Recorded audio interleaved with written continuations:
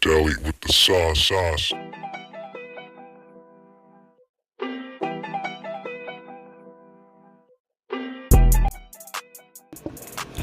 What's going on, everybody? It is your boy Deli G, back with you once again on the channel here, back in the studio, back in the lab, back in the home office for episode number 10. Is episode number 10 already? We got 10 episodes of the Deli G Show. All right, so we're going straight into the plugs here, and that is Raphael, Sophia. Daddy loves you. I hope you guys are watching this. If not now, then someday. This one's for you. All right, guys. Love you, and I hope you're watching this. Okay, there's the plug. So, what are we going to be discussing today? Well, I was thinking actually that, I talk so much about sports news and all that content. So I was thinking this time maybe I could talk about something a bit more personal. So I'm just going to give you guys a bit of background here into how my love and passion for professional wrestling started. So I came to Canada when I was 9-10 years old.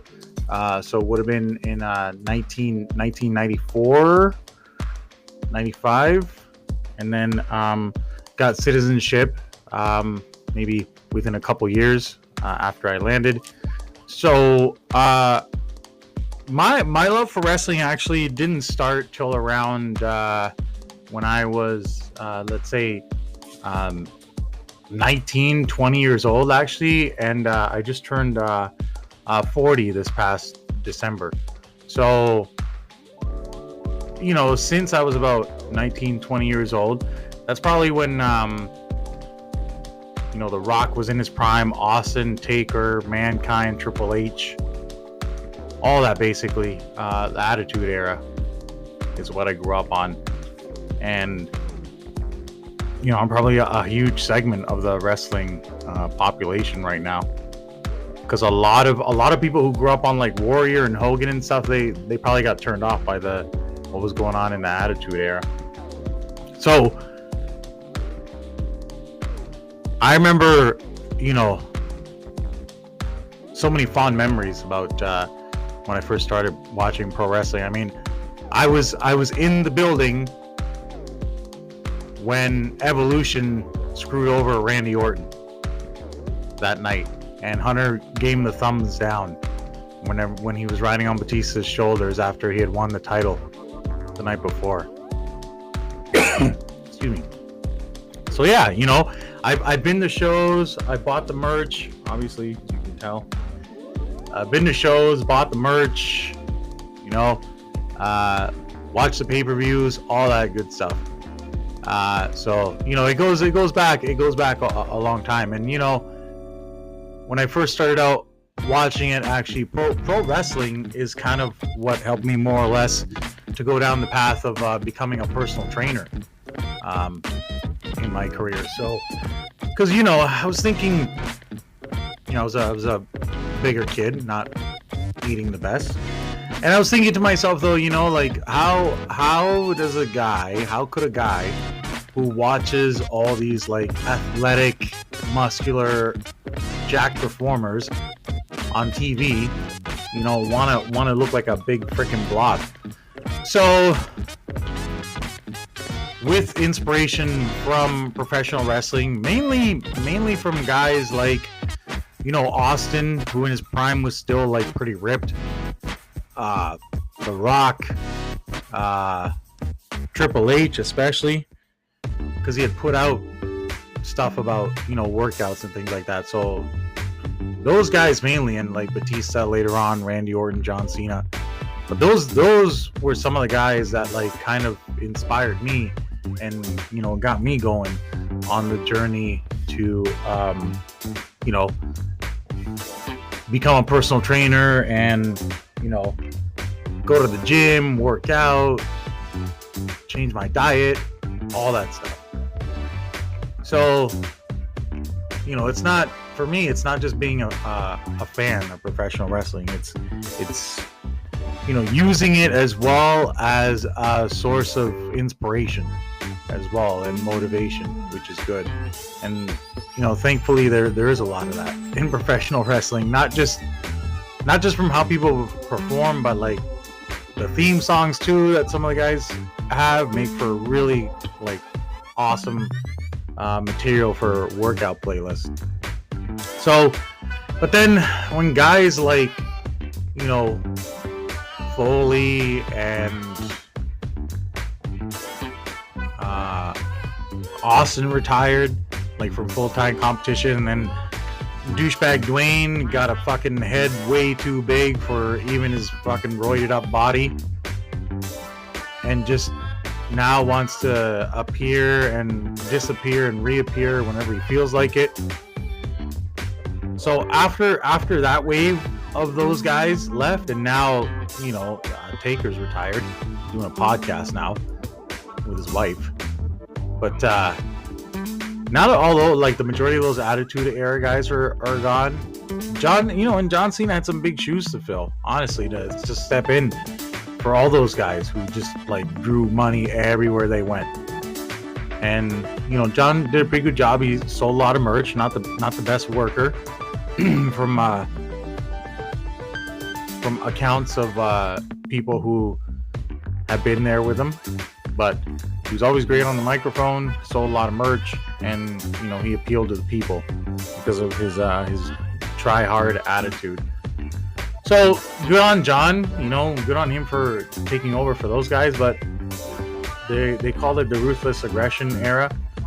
But how could you possibly follow up what those other guys did? Taker, Foley, Austin, Triple H, Kane, even. There's so many good characters and professionals back then. And now, I don't know, a lot of the, there's a lot of good that's happening now in the new generation, the new era of professional wrestling, with time off and concussion protocols and treating injuries and rehab and stuff like that. But at the same time, it has gotten a little soft too, because I think now guys are afraid to really like lay it in and hurt somebody, which I don't know. You gotta make it look good, right? Just like in a movie, you gotta make it look good. If it looks phony, nobody's gonna like it. Nobody's gonna want to see it. So after those guys dipped from the Attitude Era, so did I for a while. I took a break, and because there were other things that were more appealing to me, probably at that time: hockey, football, baseball, basketball. And there was a while there where I had stopped watching altogether. But now, though, with the advent of YouTube and everything, like, you can just go on and just watch whatever portion you want, whatever highlights you want. You don't have to sit there and watch a whole entire show anymore. Plus, there's so many podcasters that go over everything that's happening on the show that you don't even need to watch it. You can just listen to these other people review it. And if you know the characters and you know the story, then you can picture for yourself what's happening. So there are still fans out there that want to watch. I think somebody had said some. I think it was Mr. James Romero. He said 30 hours of professional wrestling last week. 30 freaking hours of professional wrestling, and we're not even talking like all the little indie bullshits that were happening either. 30 hours. That is ridiculous. How the hell are you gonna have I have other hobbies, I have other interests, I have children. There is no way I'm going to devote 30 hours in 1 week to professional wrestling. Hell fucking no. I'm sorry. I like it, but I don't like it that much. And and I'm straight up here to say, even though you guys see all this merch and t-shirts and all this, I'm still, and I'm owning it, I'm still a casual fan. So I'm not one of these like hardcore guys that's looking for professional wrestling all the time. No, I got a life. I have other hobbies and interests. And there is no way I'm going to sit there and watch 30 hours of professional wrestling in a week on TV. Fuck that. No. And if I'm going to watch, more than, I don't know, what, maybe 10 hours max a week, not even 2 hours of professional wrestling, probably from just highlights max a week, it's going to be the number one brand. Because they've been doing it for a long time and they still know what the hell they're doing. So I would never stray to fully sit there and watch a show of anything other than WWE. Like if I read or hear about something that's good that might have happened somewhere else, I'll go check it out. I'll check out the highlight, but I'm not making it a point to schedule myself to sit down and watch this thing. I have much more interesting things to do, so I'll just catch the highlights. If something really good happens, I'll find somewhere to check it out on the internet. But other than that, no way. It's crazy. 30 hours. And even they and with the casual fan, that's where you're gonna draw the money in the professional wrestling business. Because the hardcores, yeah, they're gonna pay like 10 grand for seating up front and like $600 for a belt with Roman Reigns' face on it. But if you really want to expand the product and take it globally, you have to appeal to the casual fan, because that's going to be the majority of the fans that come to watch your show, is the casuals, not the hardcores. Yes, they will spend more money, but they are much, much lesser in volume than the casuals that come out. So, but and now, so fast forward to now, after that sort of ruthless aggression dead era, where they I don't know. I was kind of paying attention to it, and then I remember some of the big players. So John Cena already talked about, and then I also remember Rey Mysterio, JBL, Eddie Guerrero did a freaking awesome job of carrying the torch for a little while before he passed away. Rest in peace, Eddie. Viva la raza. But it was short-lived, right? Like, it was so unfortunate because Eddie could have gone on for a crazy long run. And so there was Ray, there was JBL, there was Eddie Guerrero, John Cena, but Triple H, of course, was always in the mix because he's a lifer. Kane. So there was still some guys that were still hanging around and doing a good job. Carlito, speaking of Carlito, I just saw the interview with him and Devon, I think yesterday or the day before. Man, that guy is so freaking chill, man. He is just so humble and grateful about everything, and he doesn't no hard feelings to anybody. He understands the business. He grew up in it all his life, and Dutch was saying that he never he thought it was cool and everything, but he never that wasn't really his dream or anything like that, to be a professional wrestler. I don't think he really wanted to get into it from the start, but he did a freaking awesome job. I don't know why, man. He came back in Puerto Rico, everybody lost it. I would have too if I was there. But then after that, I don't know. He was just like a sidekick, a comedy sidekick. I like when they had him in the Judgment Day. Him and Dominic could have formed a little mini raza group inside of there.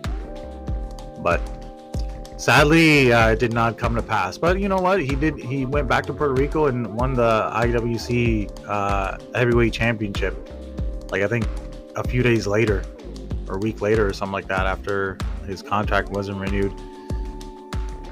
But he was around for a while in that post Attitude Era dead zone. But now Actually, you know what? And come to think about it too, CM Punk was there, but then that was a short-lived run too, and then like 9 or 10 years took off. But now there's a big resurgence, and honestly, you know what's feeding it? A lot of what's feeding it is people like me. You need people like me, because and like Dutch and Corny, Stevie, all of us. We're all spreading the word about it. We're all talking to people about it, and then it's the word spreads, and you got people that are going to check it out. And like the Netflix deal was a huge boom for them, because even if you don't know or you don't like professional wrestling, then you know about Netflix. And now when you're going to scroll through Netflix, you're going to see WWE Raw or SmackDown or whatever, or Premium Live Event, and be like, oh, what the heck? There's wrestling on Netflix now? Yeah, there's wrestling on Netflix now. And the same company that owns UFC also owns WWE. It's called TKO Holdings. Newsflash. Join us in the 21st century. Yeah, so if you didn't know, now you know. So anyways, yeah, this the whole venture with everything. Everything. It's all encompassing. Everybody that they're bringing up. The WWE ID program, taking over different spots for new blood to be trained. The deal with Netflix to expand globally.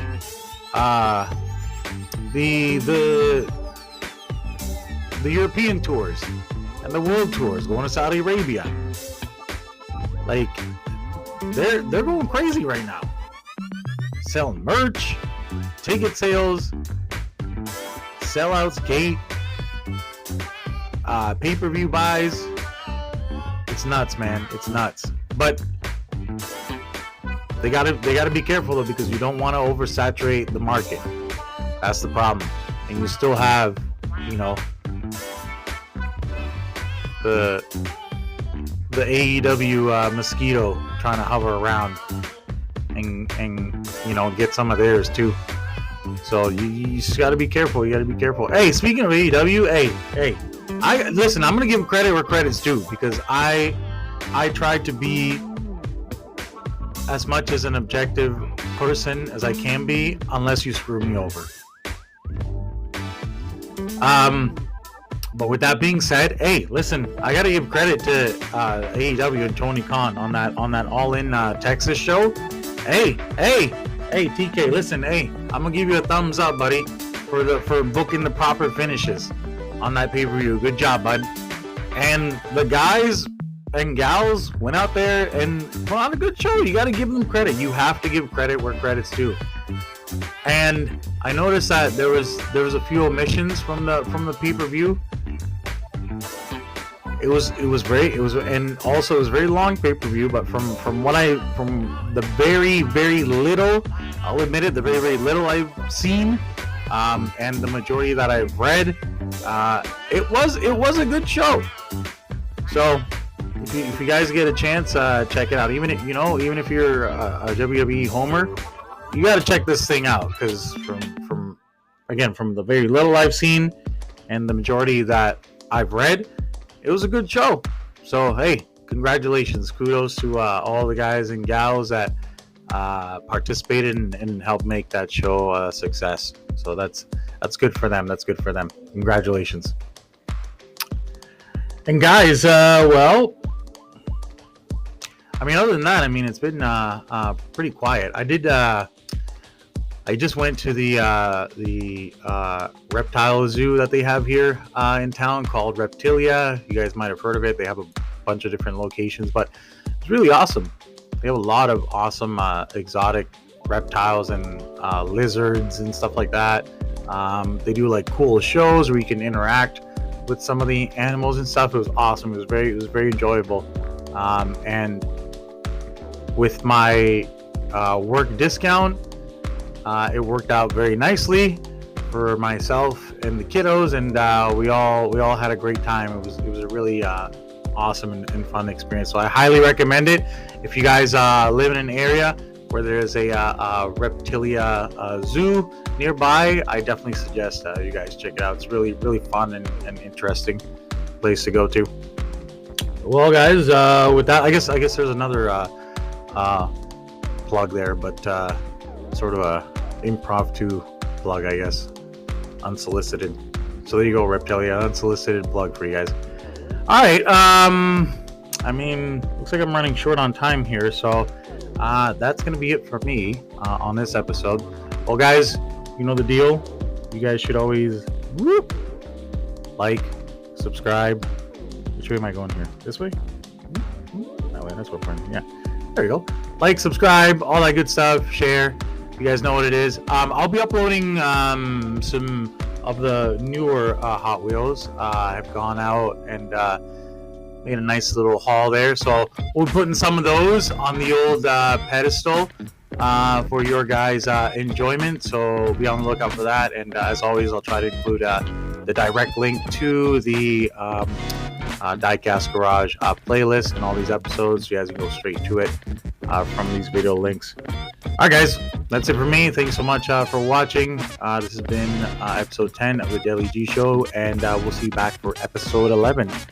Peace.